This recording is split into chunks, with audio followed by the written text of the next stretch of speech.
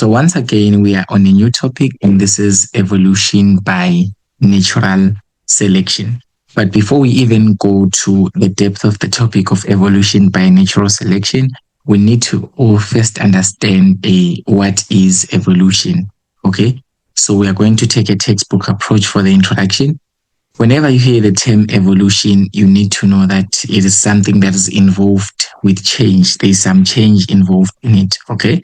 So whenever we say that something is evolving, it means something is changing with time. We can say that it is changing with time. Okay. So in terms of life sciences, when we talk about evolution, we are going to, we actually going to call it as biological evolution, because we are in biology, right? We're in life sciences. We talk about biological evolution. Okay. So when you want to define biological evolution, you define biological evolution as any genetic change in a population that is inherited over several generations. So this is any genetic change, and it is inherited over several generations. So it means whenever we want to talk about biological evolution, we're actually talking about changes that happens in the genes of a certain population. There is a belief, evolution actually believes that for us humans, we did not always look like the way we look right now physically. Okay. If you were to look at the old species or the old versions of humans, the humans did not look the way we look right now. I'm not talking about your grandfathers or your great grandfathers or your, I don't know, your cocos or whatever. But no, we are talking about the humans from long ago, before the time that we are in right now, before the era that we are in right now. Okay, so basically, biological evolution suggests that there have been changes that have been happening into our genetic structures. Whenever you hear the term genetic change in this way, it is actually trying to say that there is a change in the structure of the genes. Remember, guys, that the structure of the genes is the one that influences how the phenotype of an organism looks like. It influences how the physical characteristic of an organism looks like. So basically, if our genes are changing over time, it means that we are also changing the way we look each and every time. Okay, so that is known as biological evolution, and we are all going to be talking about this. But now, before we even go to evolution, you often hear they say that they often say the theory of evolution. But you need to know the difference between a theory and a hypothesis. What is actually a theory? Okay, so basically, we have got two terms that you need to know: a theory versus a hypothesis. So when we talk of a hypothesis, let's just talk first about a hypothesis. A hypothesis, you say that it is a possible solution to a problem, or it is a possible answer to a question. All right. So let's just say, for example, if I ask you why something is happening, and you just give me an answer because you think so. Okay, that is a hypothesis. It is something that you are suggesting. Okay, so it is just a tentative, they can say it's a tentative explanation, right? They can say that this is a what? A tentative. I don't know if the English is correct, but somewhere around these lines. So this is a tentative explanation. A tentative explanation, okay, of what? Of physical phenomena. So this is a tentative explanation of physical phenomena. But this one does not have any evidence, okay? Without any evidence, let's just say without any evidence. So when you just give an explanation to something without any evidence, that's known as a hypothesis, okay? If I ask you, why do people sleep at night? And you'll be like, because people are tired. That's your opinion. You did not give any evidence that everyone is tired at night, and that's why they are sleeping. Okay. Yeah. Why do people like going to this restaurant? And you will be like, it's because of this and this and that. You give an explanation just based on how you observe things from your side. That is a hypothesis. Okay, so in the science world, whenever you see something happening in the physical world, maybe you see something different, or you raise questions about something. Whenever we're talking about physical phenomena, we're talking about the things happening around you in your physical environment. And when you question such things, and then someone else comes with just a proposed solution and say, Uti, this is what it means, this is what it means, this is what it means, then that is going to be a hypothesis because there is no evidence to support it. But now, whenever a scientific community receives a hypothesis or receives that suggested solution that you are giving them to the problem, then they start making experiments on it. They start making experiments on it, and if they find evidence, if they test that hypothesis, they test the hypothesis. When you say that they are testing the hypothesis, it means that they take what you say, your opinion, that people are sleeping because they are always tired. Then they start experimenting on it and they try to see, is it facts or is it true? All right.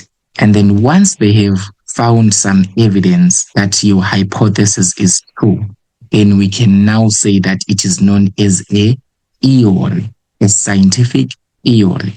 So by that, I'm trying to say that a scientific theory is an explanation of something that has been observed in nature, or something that has been a physical phenomena that has been observed in nature. That's a theory. So a theory first starts as a hypothesis, but now after experimenting and finding evidence to prove that explanation that you are giving, then we now call it a theory. So it is an explanation of something that has been observed in nature, which can be supported. This one can be supported by facts, can be supported by generalizations, can be supported by tested hypotheses, models, and laws. So it means that they've taken your hypothesis and they've tested it. They've experimented on it. I will summarize one more time, grade 12. We have got two terms here, a theory versus a hypothesis. So these are all scientific terms, a scientific hypothesis and a scientific theory. Whenever we see something abnormal in the environment, we try to raise questions about them, or we try to find out why it is happening the way it is happening. Okay. Whenever we see things happening in the environment, let's just say whenever we see people sleeping at night, you should start questioning yourself, why are people sleeping at night? Okay. And then someone comes with an explanation of that, just their own explanation. We say that is a tentative explanation of physical phenomena after observing what is happening in the environment, and then they give you an explanation. That explanation does not have any evidence. It is not backed up by any facts. It is not backed up by any observation, any other evidence besides the fact that a person is saying, Guti, this is what things are. Just like Alfred Wegener in 1912, he said, I think around 1912, he said that all continents were one continent. They were one big continent, and they splitted into different continents. That's why we're having Africa, Asia, and whatnot. That was the hypothesis before they proved it. And after that, scientists started working on it, and they realized that he was right. And then now they say that it's now a theory. Okay, a theory of continental drift. So a theory is now an explanation of something that has been observed in nature, but this one is now supported by facts, by generalizations, by tested hypotheses, by models and laws. So they found evidences or proofs ukuthi this thing indeed it is true. We understand, guys, the difference between hypothesis and the theory. Yes, sir. Okay.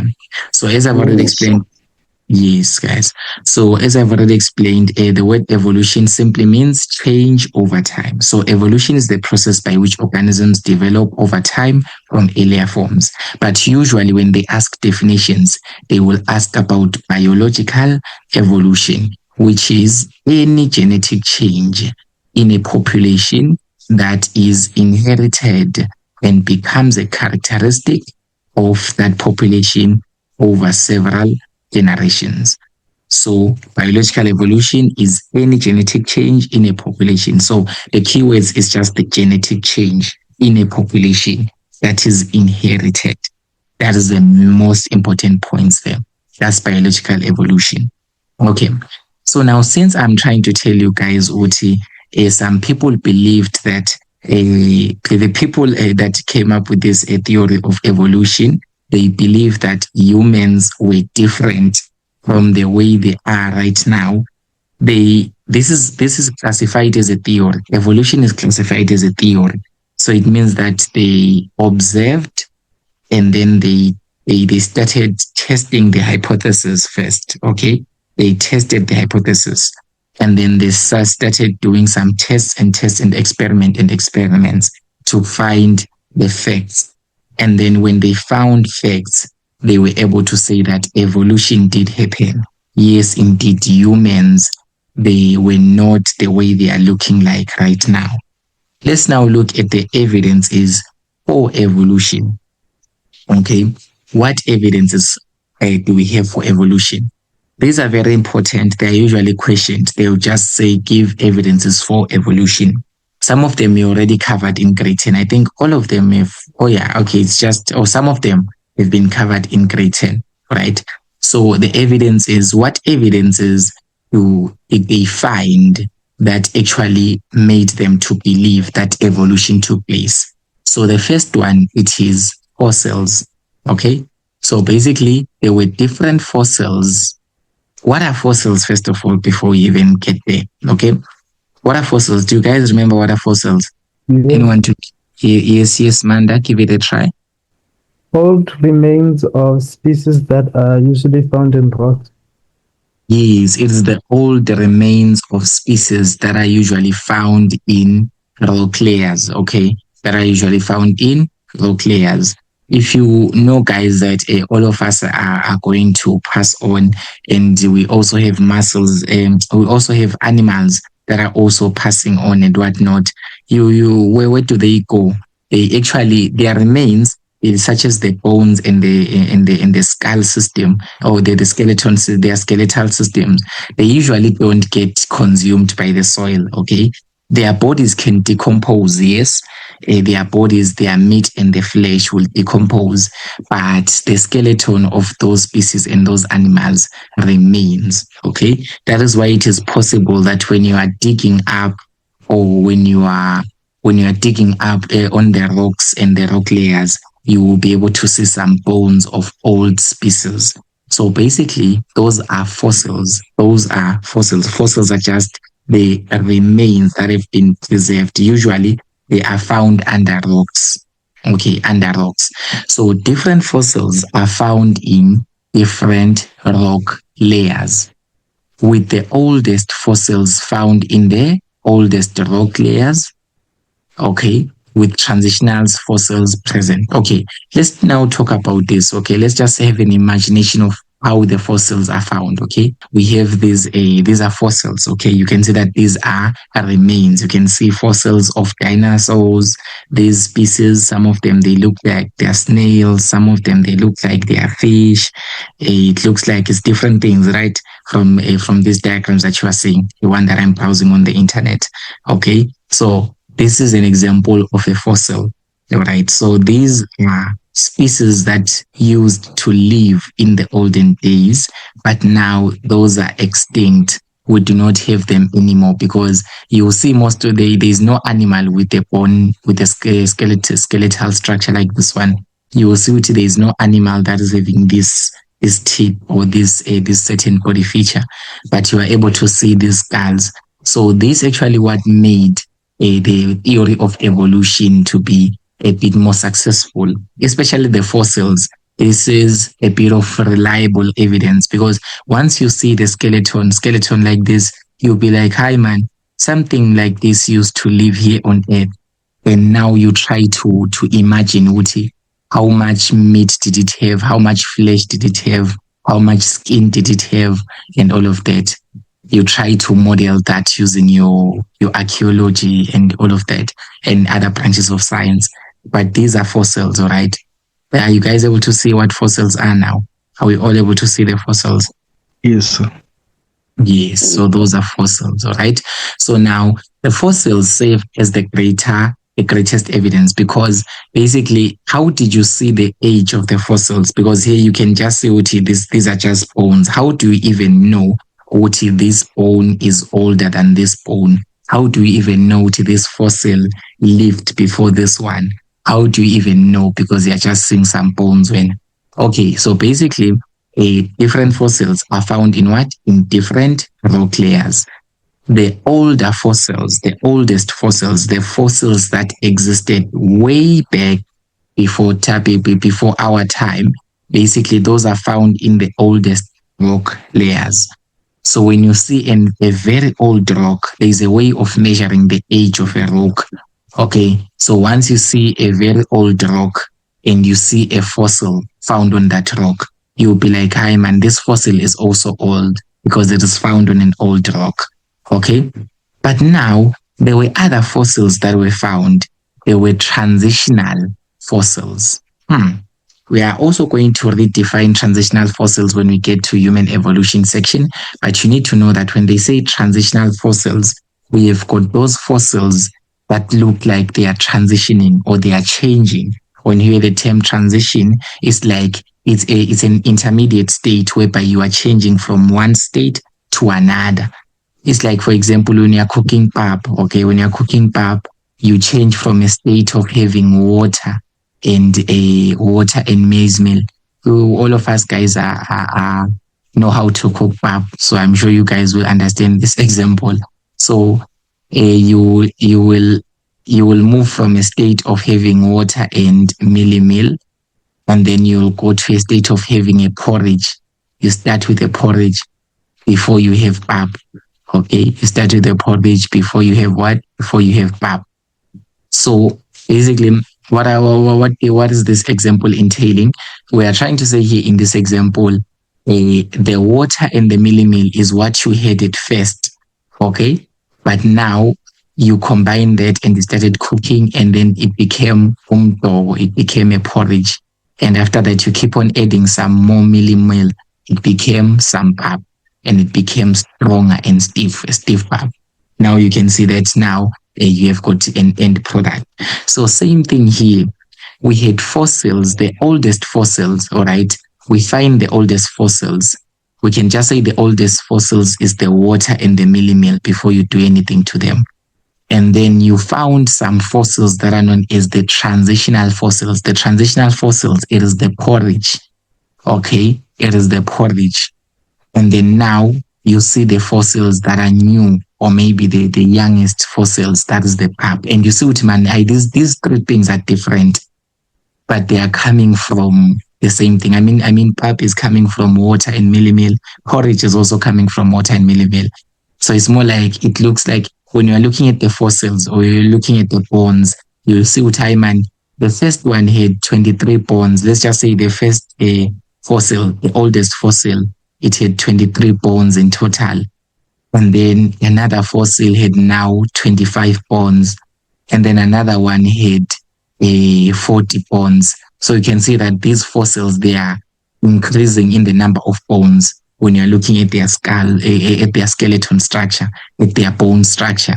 Okay, so this actually gave evidence to say to scientists, no, indeed evolution took place because there were fossils that were appearing to be transitioning, or there are fossils that were appearing to be changing from one state to another. All right, so that actually gave proof. And that concept, that systematic change, or that concept of changing, they named it as the descent with modification. All right. So whenever you want to explain this evidence of fossils, you can just write this word, descent with modification. It simply means that the fossils were changing. The fossils were changing. I'm sure the oldest fossils, will see them from the oldest rocks. Okay. And the youngest fossils, will see them from the newest rock, the one that is not that much old.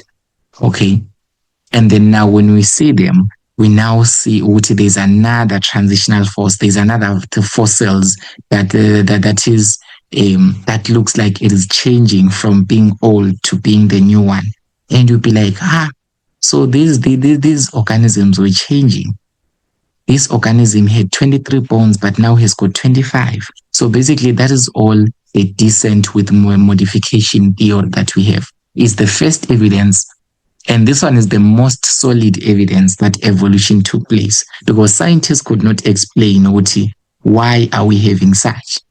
When if it was you, how would you explain seeing bones like that? Wouldn't you think would evolution really happen? I'm sure you would think something like that. I don't know. Can you guys just give me your opinion for a bit? Let's just hear from you guys. Just feel free to talk. Wouldn't you think what evolution took place if you saw fossils that had 23 bones, and you see the same fossil that also looks similar, but it has got 25 bones and another quite of a difference in the structure, and you see another newer fossil having 40 bones? Wouldn't you suspect what maybe these species have been evolving each and every time? Wouldn't you? What do you think? What do you think, guys? Clearly, what do you think? Wouldn't you suspect ukuthi khona ushintsho olukhona?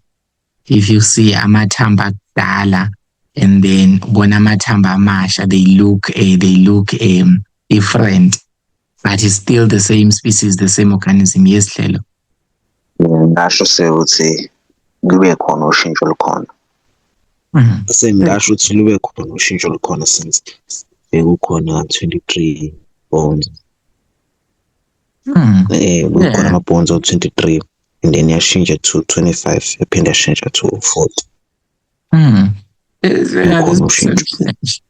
There's been some changes. It's undeniable change. At least if you are sure of the fossils, they were like this indeed, and you are seeing them right in your face. Yeah, you can say that. You can say that. What about the others? What do you think, Sam? What do you think? What do you think, Sam? Would you say there's been a change that has happened over the time? You repeat the question, sir?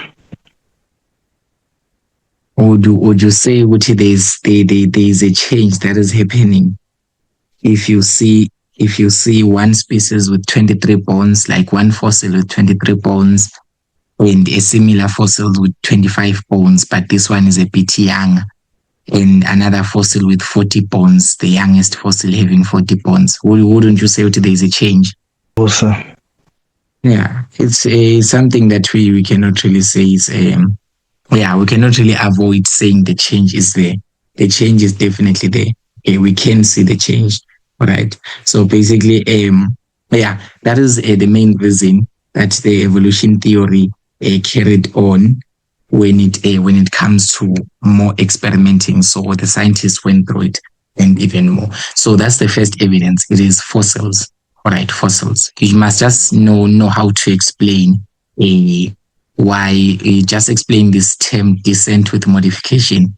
Whenever you explain this, you are talking about the fossils.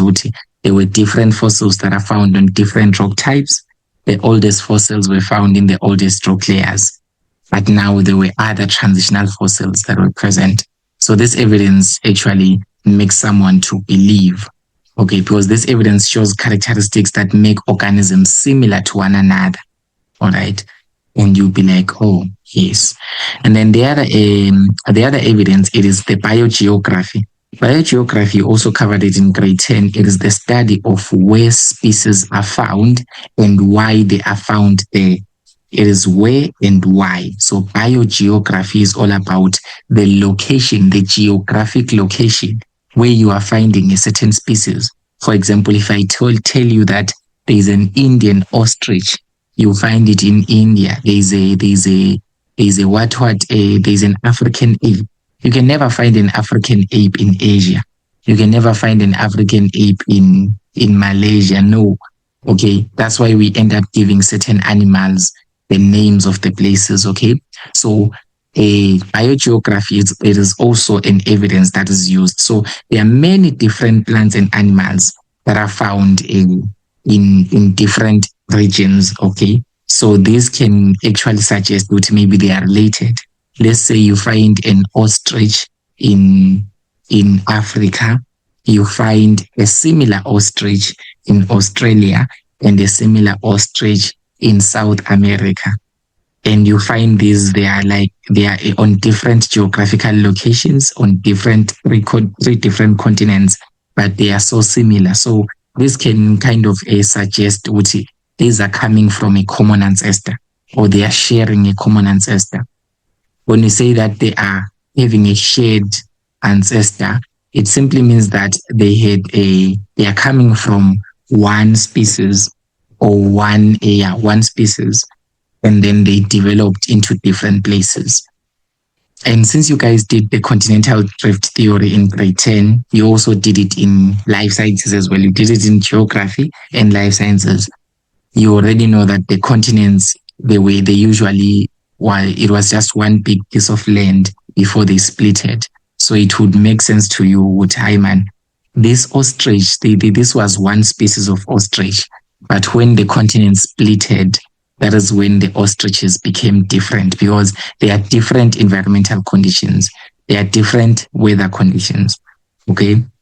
So an animal found in Africa, an African elephant wouldn't be the same as a South American elephant, wouldn't be the same as an Australian elephant, or an Asian elephant, or a European elephant.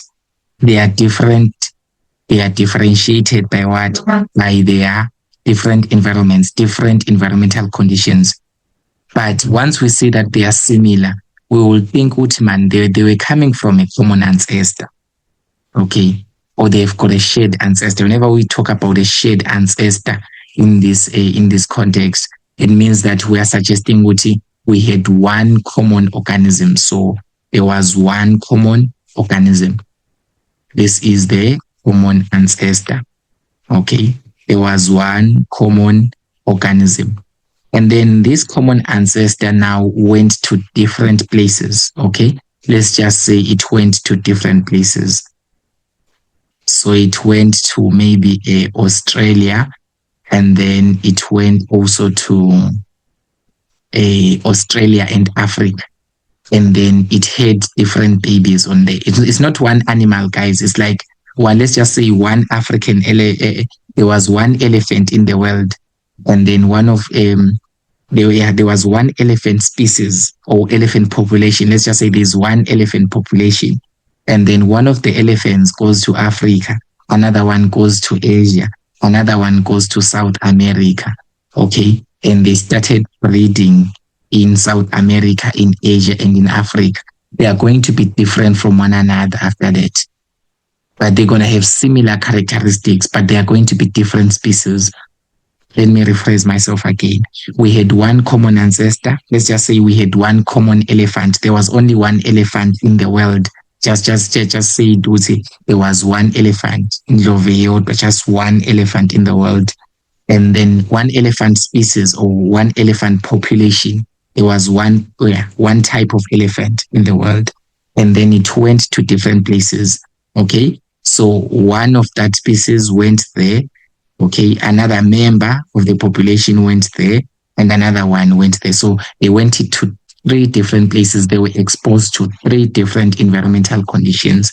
That is why they changed. So basically, evolution is suggesting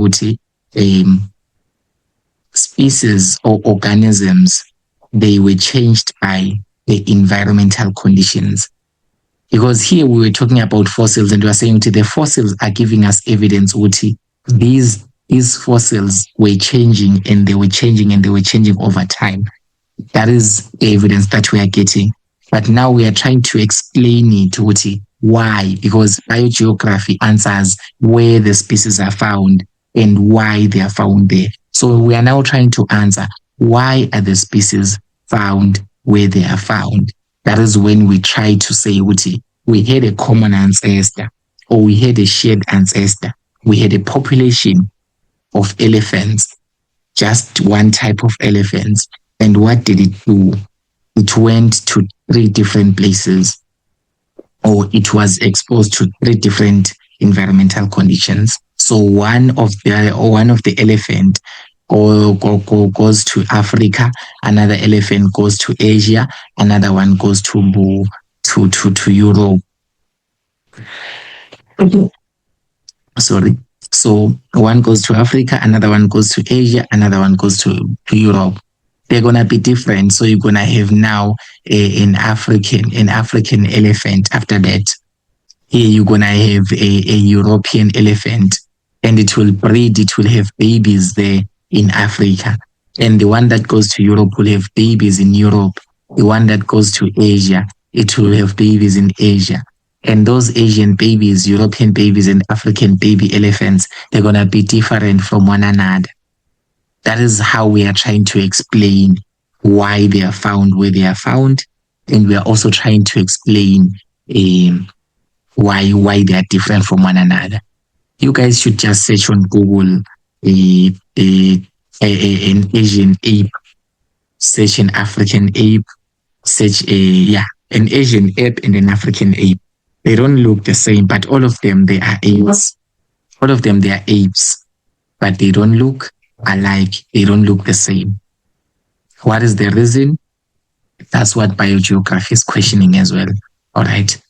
Okay, so we are going to our 10 minutes break, ladies and gentlemen. You come back with the same link. Hey Lapo, I know that you've been enjoying this wonderful video and most likely you've been enjoying watching this handsome face in front of you, but sorry ladies, I'm taken. I just here to tell you that Educate is on the road to 100,000 subscribers by the end of 2025. So please click the subscribe button and click the notification bell so that you get notifications whenever I post new videos. I want you guys to pass. Okay, so if you make my dream true, I reach 100k subscribers, I will make your dreams come true. I will even get you to varsity. I will get you with 7 distinctions. Yes. So say like animals like as you said, Asian apes and African apes, like they are in different areas because of they adjust on the different environment. That's why they are built different also, Norma. Yes, they adapt to different environments. You are right on that, yes. Yes, you can continue. So they say same as so they say maybe a same ancestor, normally have different ancestors. Well, they have same ancestor as long as they are apes, all of them. We do believe that they came from only one type of ape or one population of apes. Or even though they look different. Yes. So basically, them looking different, that is the evolution that we are going to be studying about. Okay, sir. Thank you, sir. Yes, guys. So this is what it was. This is what things are believed to be. By the way, evolution remains a theory because it's not really a fact, like full fact. It remains a theory because people always have got alternatives to evolution. We're also gonna study about them later on. Okay, so now continuing with the evidences, guys. Do you guys have any other questions? Let me just hear from you guys based on what you already discussed. Anyone? Do you guys have questions? Pilar, do you have questions? Chepang, do you have questions? Okay. I'll say that you guys don't have questions, maybe. Are you guys able to unmute? Or maybe you guys are having technical issues. Okay, it's fine. Let's proceed. If you guys do not have... I'm able, yeah. Okay. It's fine. Let's just continue since it appears to be a technical issue on their side if they're not able to open. Sure. All right. Now, sir. Let's go to... Yes. Sir. Yes. So, sir, Nama plants, they travel also, Nama. The what? Like plants, they do travel. Same as animals, normally just plants. I know plants do not travel like they do not travel like on plants, their own. No, they do not travel on their own. Realistically, I mean, you cannot see a plant taking steps to go to a different environment, but you can just take its seed and plant it in another environment. Okay, so Yeah. But yeah, plants do also evolve as well. There is evolution also in plant species as well. Okay. So nonetheless, let us continue grade 12 and try to finish up so that you guys will be able to sleep early. I know you guys have school as well. That is why we also minimize the times, because still remember you guys were sleeping late and stuff like that. So the other evidence, remember guys, already done 2 evidences now. It is fossils as well as biogeography. The other evidence for evolution, it is genetics. Okay. The other evidence for evolution is genetics.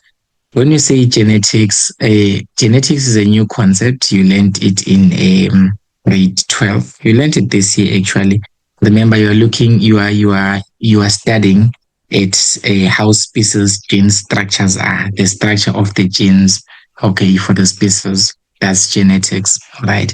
So genetics also serve as what? They serve as evidence to evolution. So we're going to look at different aspects of genetics that make this whole thing true. Because we say that genetics, we can also use genetics to be able to show that species are related to one another. Okay. So usually the species that are closely related, or the species that have got more relation with one another, they've got a greater genetic similarity.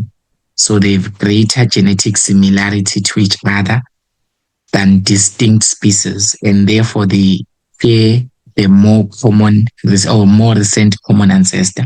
So you will see in the gene structure that us as humans, our genes and our DNA is similar to that one of apes. That is why most of the times whenever you hear the term evolution and you look at movies, you will see people and you see some apes and you see all of that and all of that and all of that.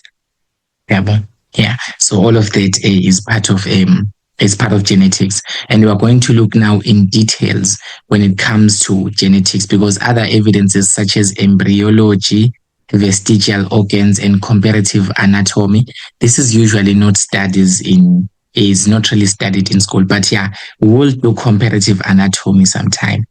Yeah, those are known as homologous structures in your syllabus. Okay, so let's just scroll to genetic evidence and variation.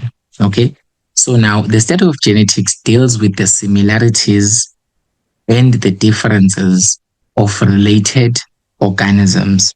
Genetic evidence that shows that genetic evidence that organisms are closely related and are likely to have a common ancestor includes. So these are some of the evidences in a genetic perspective that actually tells us that 2 organisms, they are closely related to one another.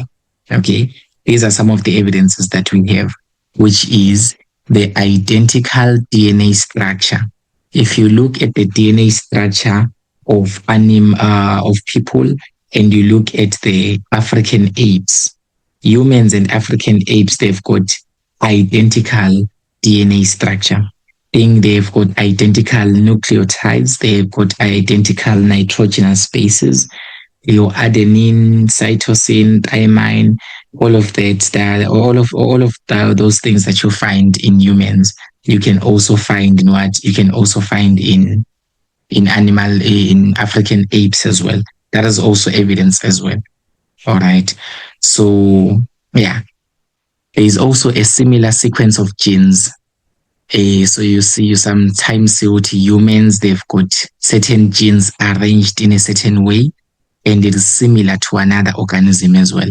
All right. So that similar arrangement of genes also tells us these 2 species, they are related. And also similar portions of DNA with no functions. So this is the non-coding DNA, the non-coding DNA. So some organisms have got similar portions of non-coding DNA with other organisms, which makes them similar to one another, as well as similar mutations. So we're going to look at some of these and try to explain each and every one. All right.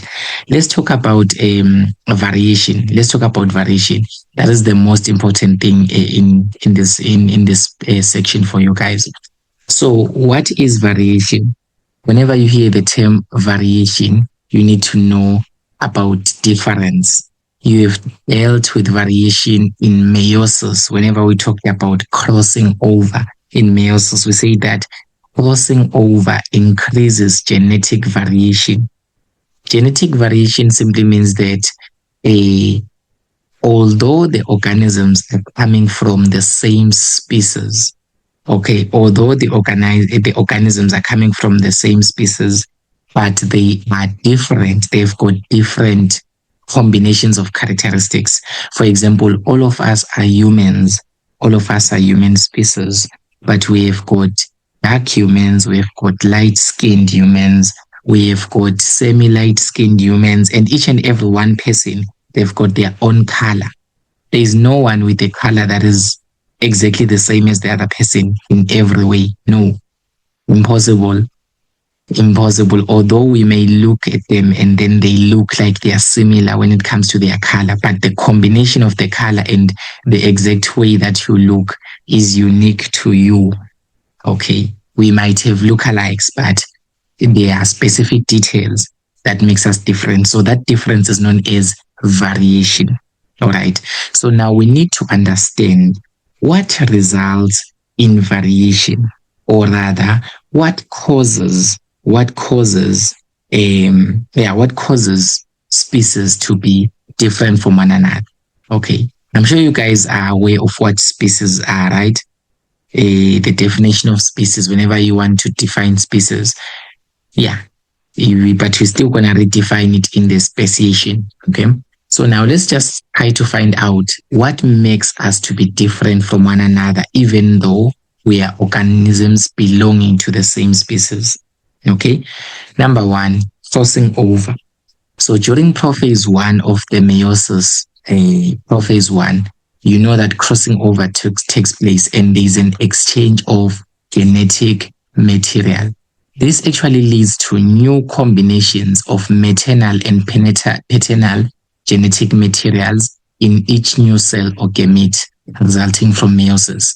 So if you guys have been following up with my lessons all along, you guys would understand this statement clearly because you guys know how a crossing over works. Whenever crossing over happens, the characteristics from the mother are going to be exchanged with the characteristics from the father and vice versa. And that actually causes the gamete to have characteristics of both those. And each and every gamete will always be different from the parents because it has got a combination of them. That makes us to be different from one another. That is crossing over. So crossing over, it is the first source of variation. So these are sources of variation. These are the causes. These are sources of variation. These are sources of variation. Or these are the causes of variation. What causes us to be different from one another? What causes organisms of the same species to look different? Because we can all be humans but have different combinations. They can all be cows, but some of them are black cows, some of them are black and white, some of them have got a white face. When we were growing up, our cow's name was White Face because it had a white face and a black skin. All right. So basically, that's crossing over. There's an exchange of the genetic material. I'm just reminding you guys, by the way, we did all of this. If you guys still want to go back again, you can go back to the meiosis videos. I have them uploaded as well. And then now the other source of variation, it is a random arrangement of maternal and paternal chromosomes at the equator during metaphase. Just say random arrangement, okay? Don't write the entire statement. Random arrangement. So random arrangement of homologous chromosomes. Remember, guys, that the homologous chromosomes after crossing over, they randomly arrange on the equator of the cell, also known as the center of the cell, right? So when they arrange themselves there, they can arrange themselves in any possible way. So it means you can never determine which chromosome goes to which cell. Okay, so you will always have different combinations of the sex cells or of the gametes, and that will allow you to have different offsprings. Please, guys, rewind on these things. I'm just reminding you, by the way. Random arrangement brings genetic variation. Random arrangement of homologous chromosomes at the equator during metaphase. It is the one that allows for different combinations of chromosomes into each new gamete, making them to be different from one another. And once the gametes are different, it means if a certain gamete will fertilize the ovule, then you're going to get a different offspring than if we do it at another time. Then we also have got random fertilization. This one you might not have done it. I might have mentioned it at some point. Random fertilization. Okay. So remember, guys, that between different egg cells and different sperm cells formed by meiosis, basically you do not choose which sperm cell will fertilize the ovule. You do not choose. All right. That happens randomly. Remember, the sperm cell is the one that carries the genetic material of an organism. It carries every piece of information of the father, right? So basically, if the sperm cell that is coding for dark skin, it is the one that fertilizes the ovule, then the organism that will be the offspring there, it will be dark skinned. But if it happens that the sperm cell that is having a chromosome coding for light skin, if it happens that it is the one that fertilizes successfully, then it is the one that will have a light skin offspring. So this random fertilization, it means that we can never know which one will be the actual outcome, okay, or the actual output rather. So basically, random fertilization results in variation, because if it happens that the sperm cell with the dark skin gene or allele, it will be the one that fertilizes, then you're going to have a dark skin offspring. And then if the light one goes in, then you're going to have a light skin, and they are different from one another. That is why we're having genetic variation there. So random fertilization is another source of genetic variation. And then random mating is also another one. Remember that random mating, especially in animals, not in humans. In humans, random mating is a sin, but in animals, it's acceptable. But we are not animals per se as humans, guys. You know that, right? Yeah, we are animals scientifically, but we're not animals in terms of behavior sometimes. So you often see that cows do not have marriages.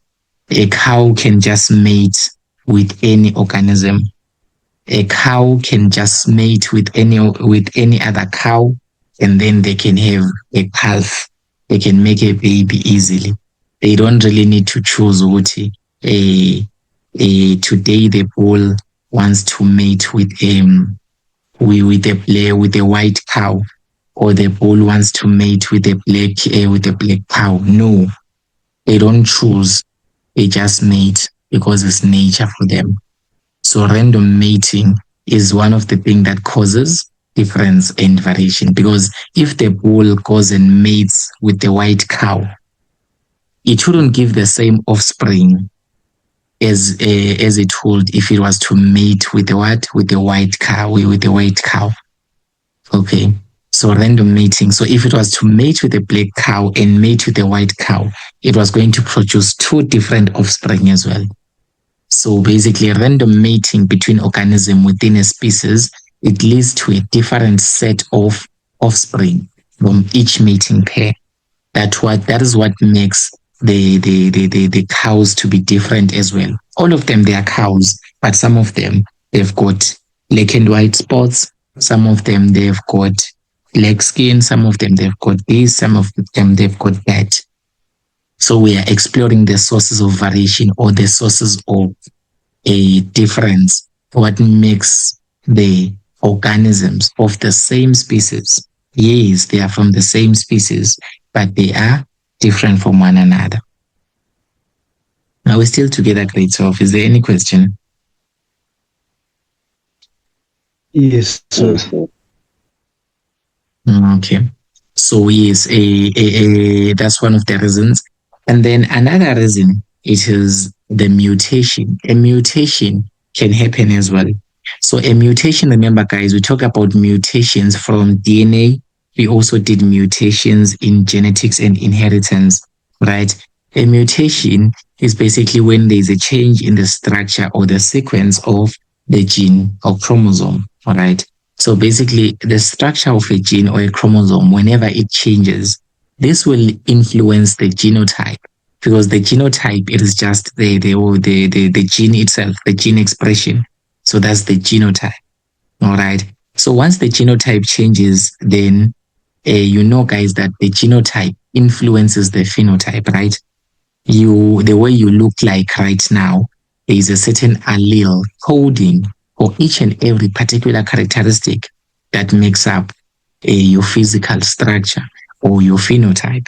So basically, if it happens that your chromosome, or let's just start with the gene alone, if it happens that the sequence of your nitrogenous bases changes, meaning that maybe it was a cytosine, adenine, imine, and it now changes to cytosine, imine.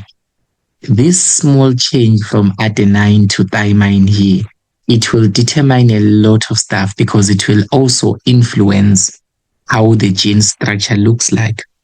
Because once the nitrogenous basis changes, then the gene will also change, because the gene is just a small piece of DNA, right? And then once the DNA changes, once the gene changes, we know that the genotype will be different. The genotype will be different. Toluti, the genotype, it was BB at first. The genotype corresponding to this sequence, it was BB, but now it now changes to being a recessive small letter B. You know this from genetics. So this change here in the genotype will influence the phenotype as well, because Toluti, this was going to be black skin, or it was going to be dark skin. Hey, let's rather use the term dark skin. Hey, the black skin is kind of, I don't know, somewhat not good. Let me just use dark skin. So let's just say the BB is for dark skin, and then now it happens that a mutation occurs, and then now the genotype changes to small letter b. That's now recessive and recessive. Now that will go to what? That will go to light skin. So you see now that an organism that was supposed to be dark skinned will now become light skinned. Now there is a difference. Okay. Now that will cause variation as well within the species. So a mutation changes the structure of the gene or a chromosome, and therefore this will change the genotype. What changes first is the genotype. And then after changing the genotype, since the genotype influences the phenotype, then it will create an organism with new characteristics that are different from one generation to the next. So it means that the next generation will now inherit this new characteristic, which is the light skin. So if it happens that a mutation happens, there are many diseases that are caused by genetic mutations. I think albinism, being an albino is also caused by that as well. Okay, so once it changes, now you have got a light skin, and then now you can inherit. You can be able to give that gene. You can be able to pass on that gene to the offspring, and then you give the offspring that gene. Now there is a total difference in the family. Okay, so this is actually a good thing, because we are not the same always. We keep on changing and changing and changing and changing and changing. And these days, science is becoming powerful, and people are making different combinations of physical characteristics on their own. So it means that our next generation is likely going to inherit the genes that we are making right now. And that's how variation is. you'll see that the humans of the future will definitely not be the same as the humans that we have in the present. Are we guys getting the sense of this? Yes, sir. Any questions, guys? Please give me questions. I want to hear from you guys if you understand the concept, because it's your 54 marks, by the way. It's 54 actually. So you are supposed to understand this so that whenever you are thrown with scenarios, and evolution by natural selection is very short. I think we only need 2 sessions for it. This is the first session. The next session that you're gonna have, don't know when is it tomorrow or what, but the next session that we are going to have, we are going to finish up with evolution by natural selection. We are most probably going to finish up. Yeah, most probably. But if we don't finish up, there's no problem as well. 3 sessions may be enough. But the longer part of evolution, it is the human evolution part. The human evolution has got more information. But for this one, guys, try your best to grasp and understand it fully. Do you guys have any questions? All right, it's fine. So I've given you the variation, right? The variation concept. You now know that variation, it is difference, right? And you guys also now understand that genetics can also tell us that say organisms are sharing a common ancestor or they are related to one another. They can have identical DNA structure. They can have a similar sequence of genes. They can have similar portions of non-coding DNA, or they can have a similar mutations as well. All of these can be evidences that we can use to be able to point out and say that these 2 organisms, they are coming from a common ancestor. So now, as I'm already talking about variation, we have got 2 types of variation. We have got continuous variation. We also have got discontinuous variation. Okay, so we have got continuous variation. We have got continuous variation.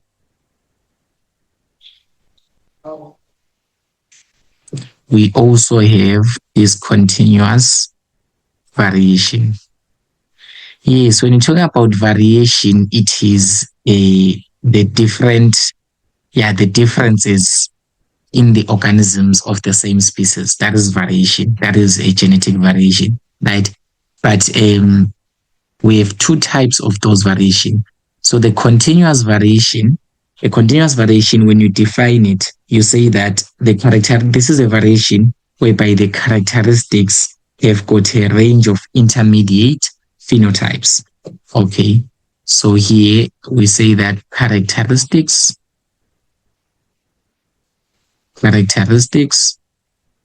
have a range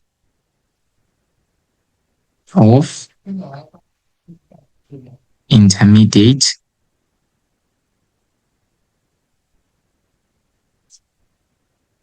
phenotypes.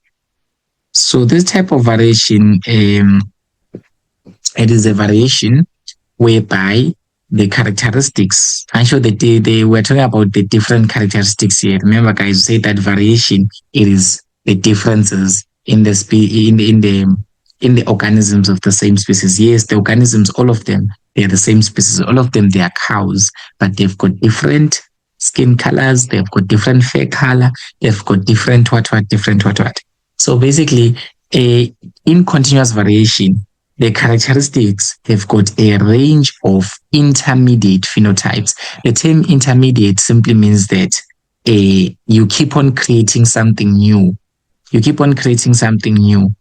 is not something that is always known. So let me give you an example so that this one will make sense. So if I give you an example, I will give you an example of skin color and height. Skin color and height. These are the 2 examples that I'll give you. So when you talk about height, guys, there is no fixed range of heights. Okay, anyone can have a different height, right? Someone can have a height of 20 meters, 20 centimeters. Okay, let's just use centimeters. A height of 20 centimeters. someone can have 20.2 centimeter. Someone can have can be 20.221 centimeters. So you keep on having different numbers for the height. You do not have as fixed numbers which a person's height must always be this and this and this. No. Okay. So this is the type of variation whereby the characteristics have got they've got a range of intermediate phenotypes. They are different. They are different. They are like the offsprings that will be made. They do have each and every one. They've got their own unique phenotype. All right, they've got their own unique variation of the phenotype. For example, skin color or height. You will find out that the skin color of one person, it is light. The other one, it is dark. Another one, it looks like light or dark at the same time. And the other one looks like light or dark, but is not the same as the other one. So each and every one is having its own unique, and there's no replication. You wouldn't say, Uti, your light skin and my light skin is exactly the same. That is continuous variation. You keep on finding new things. All right, that is continuous variation. But when you talk about this continuous variation, there's a fixed range. Okay, we can just say the characteristics here. The characteristics here in this continuous variation, they have got a distinct category. Okay, characteristics have a fixed, let me use the term fixed, range of phenotypes. Fixed range of phenotypes. Okay, let me give an example for this one as well. For example, if we talk about blood groups, let's just use blood groups as an example. So if you look at the blood groups, guys, we only have got 4 blood groups, right? You guys still remember them from genetics. We have 4 blood groups. We have got blood group A, blood group B, blood group AB, and blood group O. So it means that all humans, they must have either one of these 4. There is no way of finding a new blood group that will be blood group AO. This one doesn't exist. It will never exist. You will never find a blood group BO, or you will never find a blood group ABB or something like that. No, you don't make up these characteristics. They are fixed or they are constant. Yes, we are still having variation, but yes, we are still having different blood groups. All of us humans, we have different blood groups. But we know that even if we can have different blood groups, but all of them, they must be within these 4. So that type of variation is continuous. There is no new blood group that we are going to see. But in continuous variation, you are likely to see a different characteristic every day. You are likely to see a new thing every day when it comes to continuous variation, because it is continuous. You keep on seeing new things each and every day. But for a discontinuous variation, we know that there is variation. The species are different. We have different blood groups. But amongst those blood groups, we know that all of them, they are found within these 4. We can have different combinations, but they are found within these 4.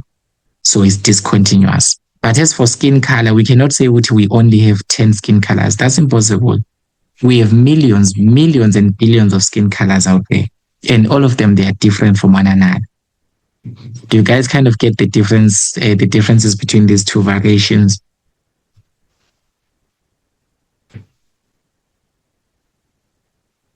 Yes. Yes, that's how it works, guys. Continuous variation, they've got a range of intermediate phenotypes. Yes.